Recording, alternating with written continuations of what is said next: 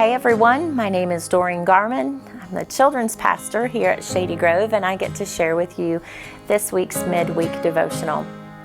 You know, the time I spend with the kids is a lot of fun, and we have some pretty interesting conversations. One that we have often is, what do you want to be when you grow up? I hear all kinds of fun answers. Firefighter, veterinarian, doctor, teacher. I'm sure for all of us, whether we were young when we were asked this question, or maybe later even as we're getting closer to becoming independent and finishing high school and going to college, we've all answered this question. Well, today I want to look at a different purpose for our life, one beyond our profession and our family dynamics, the church we attend, the things we enjoy doing. I want to look at the purpose that Christ has for us as long as we're here. When we wake up in the morning, God has a purpose for us. So that's what I want to talk about. We're going to look in the book of Philippians. I've been studying this book, and I think Paul has this figured out. We're going to look mostly at the first chapter, where he is talking to the Christians in Philippi. He's expressing his love for them. He looked at them as partners in his ministry. They've encouraged him, they've supported him, and he loves them. He loves seeing what God has done in their life. Paul tells them not to be discouraged. By this time, they know all the hardships he has had, the jail time, the shipwrecks. He got bit by a snake. He's been through a lot.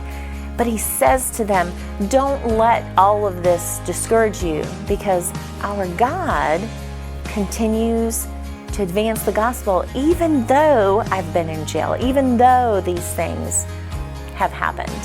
So he is encouraging them.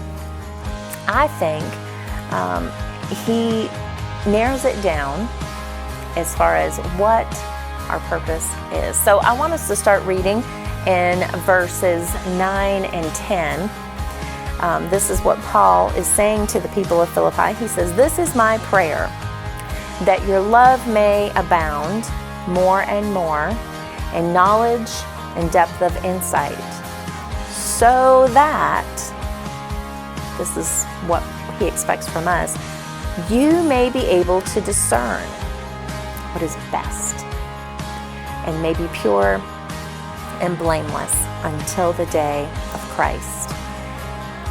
Being able to discern what is best, in other words, what I think Paul is saying is being able to understand and see what is most important, what really matters. He goes on to talk about different pastors and preachers, and how some of them, they are not preaching for the right motivation. They are doing it out of envy and rivalry. And then, of course, there are some that are doing it in love. But verse 18, this is what he says. I love this. He said, "What does it matter? Who cares? The most important thing is that in every way, whether from false motives or true, Christ is preached." The most important thing in every way is that Christ is preached. That's what Paul's ministry was all about. He did everything he could in every way he could to advance the gospel so that people could know who Christ was. Now, Paul deals with a dilemma, a conflict within himself. He loves Christ fully, and the dilemma is to continue here on earth or to depart and be in heaven. And this is what he says in verse 21. "For to me, to live is Christ, and to die is gain. If I am to go on living in the body, this will mean fruitful labor for me. Yet what shall I choose? I don't know. I'm torn between the two. I desire to depart with and be with Christ, which is better by far, especially for Paul. but it is more necessary for you that I remain in the body. Paul knew, even though he longed to be with Christ, it wasn't time, because he was still here, and he understood how important his purpose was to continue to spread the gospel. He did everything and anything he could to make sure people knew about God and his love and his plan of salvation that he offers to each of us. So what really matters? What really matters is that we share the gospel with whoever. That's our purpose. According to Paul, it's to do whatever it takes so that those around us know the love of Christ.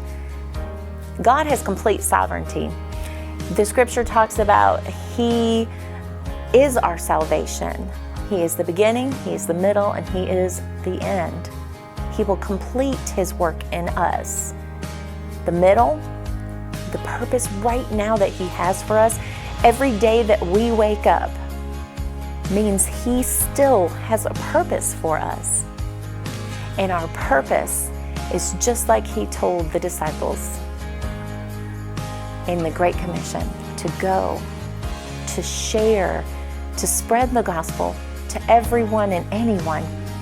And when I look at Paul's life and the suffering and the things that he endured, that he did not allow to stop him from sharing the gospel, I feel guilty.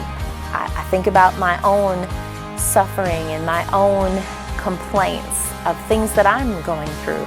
They're nothing compared to some of the suffering that Paul endured.